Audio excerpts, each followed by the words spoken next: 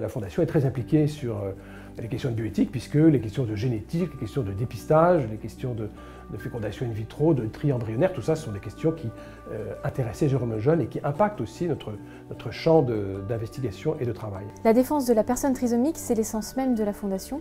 À la suite du professeur Jérôme Lejeune, la Fondation défend les droits des personnes trisomiques et elle s'oppose aux textes législatifs et réglementaires qui portent atteinte à leur vie et à leur dignité.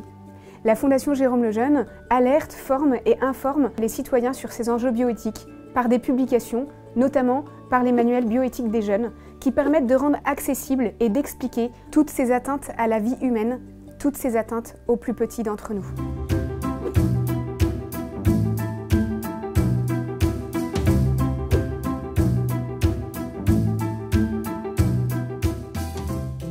L'avenir de la Fondation Jérôme Lejeune, s'agissant de la défense de la vie, c'est bien sûr d'aller au bout de notre recherche pour mettre en échec la trisomie 21 et pour rassurer les parents qui ont peur d'attendre un enfant qui risquerait de souffrir d'une pathologie qui entraîne un retard mental d'origine génétique. Mais au-delà de cela, c'est aussi de délivrer un message qui est beaucoup plus large.